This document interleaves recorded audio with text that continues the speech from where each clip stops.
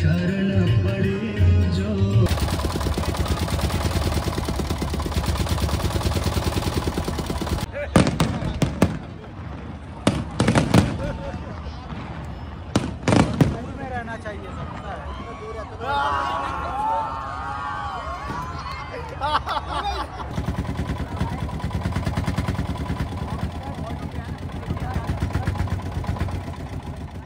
Hello everyone, welcome back to my channel trip to watch. আশা করি আপনারা সবাই ভালো আছেন। আমি এখন রয়েছি বারাণসীর আস্সি ঘাটে। জাস্ট এক্ষুনি এসে পৌঁছেছি। এখন সময় হচ্ছে 4:42 আর আমি এক্ষুনি এসে পৌঁছেছি। সন্ধে হয়ে আসছে, সূর্যাস্ত হচ্ছে, আর সেই সময় কিন্তু আস্তে আস্তে সব লাইটগুলো জ্বলছে, অসাধারণ লাগছে দেখতে। তো আমি কিন্তু আজকে রাস পূর্ণিমার দিন গঙ্গায় স্নান করবো। এখন স্নান করে তারপর প্রদীপ জ্বালাবো, আর তারপর লেজার শো আর ফায়ার ক্র্যাকার্সের শো এর সমস্ত অভিজ্ঞতা শেয়ার করবো আপনাদের সাথে এই ভিডিওয়। তাহলে ভিডিওটা শেষ অবধি অবশ্যই দেখবেন। আর যদি আমার চ্যানেল নতুন এসে থাকেন, চ্যানেলটা সাবস্ক্রাইব করতে ভুলবেন না। আর যদি ভিডিওটা ভালো লাগে তাহলে ভিডিওটা অবশ্যই লাইক করবেন। একটা অটো নিয়েছিলাম আমি, 30 টাকা নিল। 1 কিলোমিটার দূরে নামিয়েছে, ওখান থেকে হেঁটে তারপরে আস্সি ঘাটে পৌঁছেছি। এখন মানে ভিড় তো কি আর বলে বোঝানো যাবে না কত ভিড় আছে, প্রচণ্ড ভিড়, চারিপাশে লোক আর লোক। আর ফাইনালি পৌঁছেছি আস্সি ঘাটে, সামনেই গঙ্গা, আর প্রচুর নৌকার ক্রুজ দাঁড়িয়ে আছে গঙ্গায়। তো আমাকে এখন বার্গেনিং করতে হবে, আগে স্নান করে নিই তারপরে বার্গেনিং করব। যদি একটু কম দামে বোটে ওঠে যায়, কারণ বোটের থেকেই সবচেয়ে ভালো কিন্তু দেখা যায় দেব দীপাবলির পুরো অনুষ্ঠানটা, সবকটা ঘাট কভার করায়। কিন্তু দেখা যাক যদি ওঠার সুযোগ পাই, যদি একটু দাম কম পাই। কলকাতা থেকে বারাণসী আসার সমস্ত অভিজ্ঞতা আমি এর আগের পর্বে আপনাদের সাথে শেয়ার করেছি। ডেসক্রিপশন বক্সে লিঙ্ক আছে, অবশ্যই দেখবেন। আর এই ভিডিওতে আমি আপনাদের সাথে শেয়ার করব বারাণসী দেব দীপাবলির সমস্ত অভিজ্ঞতা। এই হচ্ছে আস্সি ঘাটের সামনেটা এরকমভাবে সাজানো হয়েছে।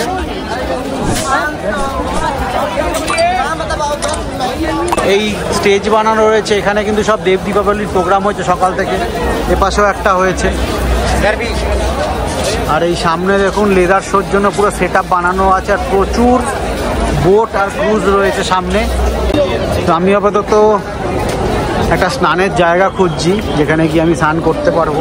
কালকে অবধিও কিন্তু এই সব জায়গাগুলোয় জল ছিল, কিন্তু এখন দেখুন এখানে মাটি এখনও নরম রয়েছে, পা দিলে পুরো মাটি ডেবে যাচ্ছে। বাট জলটা নেমে গেছে, একটা ভালো জিনিস।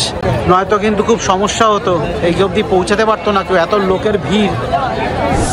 সামনে যে বোটগুলো দেখতে পাচ্ছেন এগুলো কিন্তু শেয়ারিং বেসিসে 3000 টাকা করে চাইছে, শেয়ারিং বেসিসে। এগুলোই না, এই ছোটো বোটগুলো। আর এগুলো বড়গুলোর তো আরও দাম বেশি। তো ভিড়টা জাস্ট দেখুন, যত দশাশ্বমেধ ঘাটের দিকে এগোবো তত দামটা আরও বাড়বে। সামনে হচ্ছে আস্সি ঘাট, দেখুন আস্সি ঘাট লেখা রয়েছে। তো আগে আমি একটু স্নানটা করে নিই, কারণ এরপর অন্ধকার হয়ে গেলে স্নান করতে পারবো না। তো আমি স্নান করে নিয়েছি আর সব জামা চেঞ্জ করে নিয়েছি, আর এখন রেডি হয়ে গেছি প্রদীপ ধরানোর জন্য। এবার প্রদীপ ধরাবো, তারপরে কিন্তু এখানে এসে গঙ্গা আরতি দেখবো। গিয়ে আগে একটু প্রদীপটা ধরিয়ে নিই গঙ্গায়, মা গঙ্গার আরতি করে নিই। তো আপনি বাঙালি, তাহলে তো একটু কম করার দরকার ছিল। কোথায় থাকে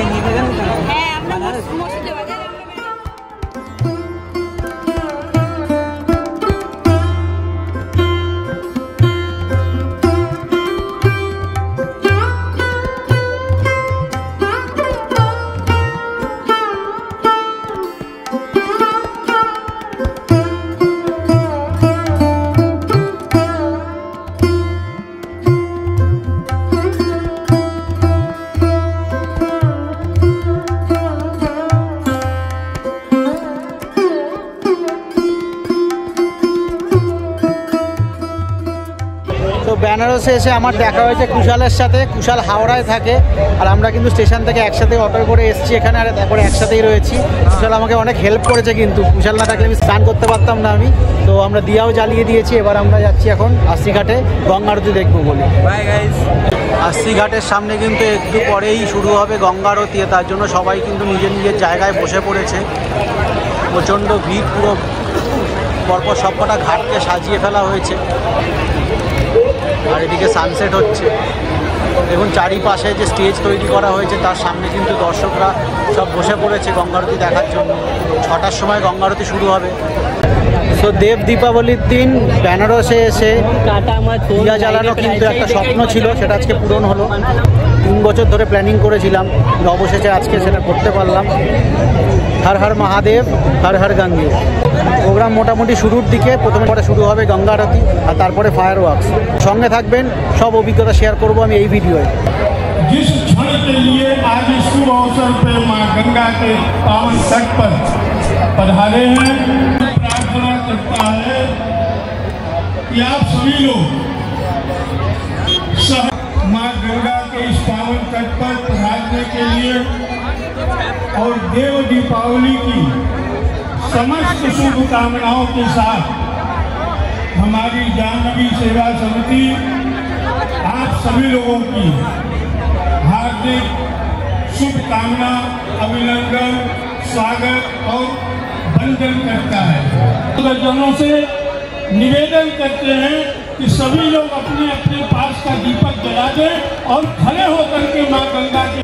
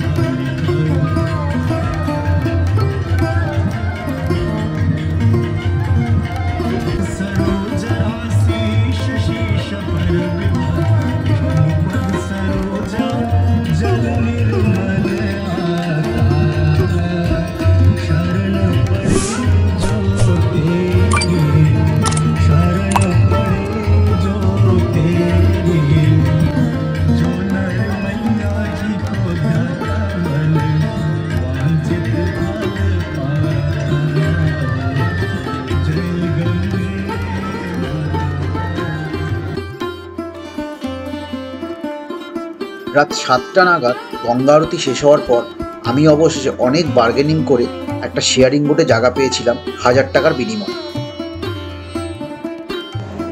আস্তে আস্তে সময় বাড়ছিল আর আমি ব্যস্ত হয়ে পড়ছিলাম কতক্ষণে আমাদের বোট ছাড়বে আর আমি গিয়ে পৌঁছাবো দশমেধ ঘাটের সামনে। কিন্তু গোটা 30 লোক না হলে এই বোট ছাড়বে না, তাই আরও বেশ কিছুক্ষণ অপেক্ষা করতে হয়েছিল আমাকে এবং আমার সহযাত্রীদের। ঘড়ির কাঁটায় তখন প্রায় 7:30। আমাদের বোট আস্তে আস্তে রওনা হলো আস্তি ঘাট থেকে এবং বয়ে চলল গঙ্গা নদীর ওপর দিয়ে।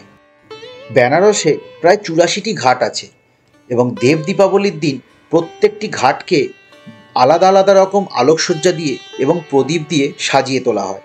গঙ্গায় ভাসতে ভাসতে এই 84টি ঘাটের আলোকসজ্জাকে উপভোগ করা এক অন্যরকম অভিজ্ঞতা।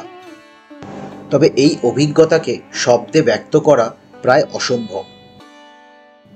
আস্তি ঘাট থেকে বোটে ভাসতে ভাসতে আমরা প্রায় অনেকগুলি ঘাট পেরিয়ে এসে পৌঁছেছিলাম চেতসিং ঘাটের সামনে।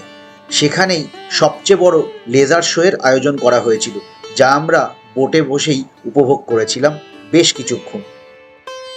চেতসিং ঘাটের লেজার শো শেষ হতেই আমাদের বোট এসে পৌঁছালো গঙ্গা নদীর অপর তীরে।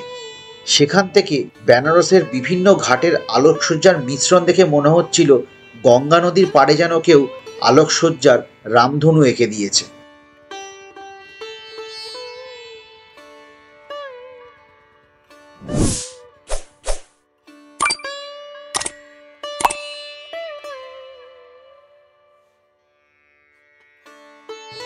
ঘড়ির কাঁটায় তখন প্রায় 8টা। আমাদের বোট এগিয়ে চলেছে নমঘাটের দিকে, আর সেই সময় হঠাৎ করে চোখে পড়ল বড় বড় আগুনের শিখা। চারিদিকে তখন উল্লাস। বুঝতে পারলাম এবার হয়তো অপেক্ষার অবসান ঘটেছে।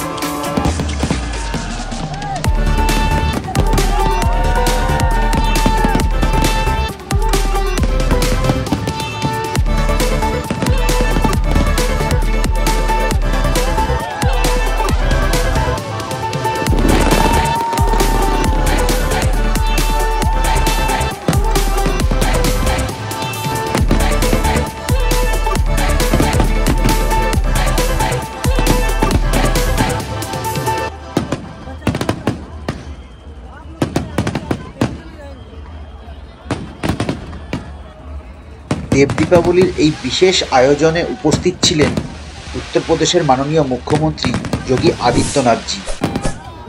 মা গঙ্গার আরতি এবং লেজার শোকে উপভোগ করার পর উনি আমাদের বোটের ঠিক পাশেই এসে পৌঁছেছিলেন আতশবাজির এই প্রদর্শনী দেখার জন্য।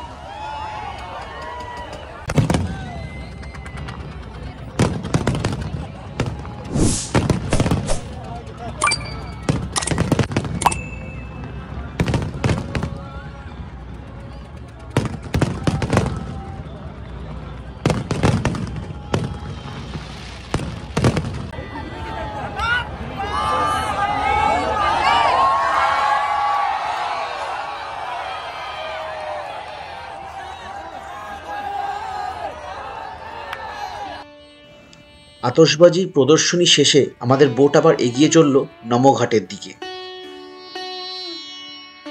ছোট থেকে বড় বিভিন্ন বোট এবং ক্রুজকে সাজিয়ে তোলা হয়েছিল বিভিন্ন রকমের আলোকসজ্জায়। আস্সি ঘাট থেকে নমঘাট এই ৮৪টি ঘাটকে একসাথে পরপর আলোকসজ্জায় সজ্জিত দেখাও কিন্তু এক অন্যরকম অনুভূতি ছিল। বেনারসের ছোট ছোট গলি থেকে রাস্তা এবং বাদ যায়নি ব্রিজও, চারিদিকে শুধু আলো আর আলোর খেলা। ব্রিজ পেরিয়ে আমরা এসে পৌঁছেছিলাম নমঘাটের সামনে। নমঘাটেও ছিল মন মুগ্ধ করা আলোকসজ্জা।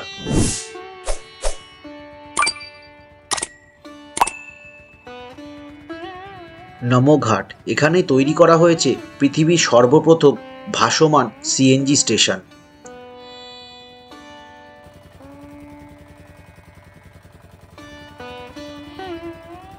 নমঘাটের সামনে থেকে বোট ঘুরিয়ে আবার আমরা এগিয়ে চললাম দশমেধ ঘাটের দিকে।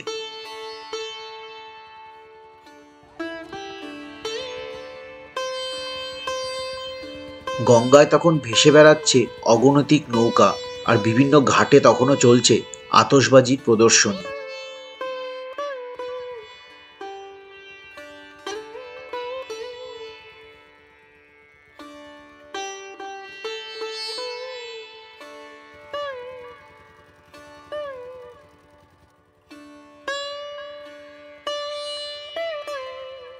অবশেষে আমাদের বোট এসে পৌঁছেছিল কাশী বিশ্বনাথ মন্দিরের গঙ্গা করিডোরের সামনে। 2025 সালের দেব দীপাবলিতে বেনারসে প্রায় 10 লাখেরও বেশি প্রদীপ জ্বালানো হয়েছিল। দেব দীপাবলির এই ঐতিহ্যকে উপলব্ধি করতে সারা পৃথিবী থেকে প্রায় 15 লাখেরও বেশি লোক এসে উপস্থিত হয়েছিল পৃথিবীর এই প্রাচীনতম শহরে। আমিও গঙ্গাবক্ষে ভাসতে ভাসতে উপলব্ধি করছিলাম বেনারসের বিভিন্ন ঘাটের ঐতিহ্যকে। অবশেষে আমাদের বোট এসে পৌঁছালো মণিকর্ণিকা ঘাটের সামনে। মণিকর্ণিকা ঘাট পেরিয়ে দশমেধ ঘাটের পাশেই একটা জায়গায় বোট থেকে আমরা নেমে পড়লাম এবং তারপর পায়ে হেঁটে পৌঁছলাম দশমেধ ঘাটের সামনে। সময় তখন প্রায় 9:30। তখনও দশমেধ ঘাটে বিভিন্ন সঙ্গীত অনুষ্ঠান চলছে।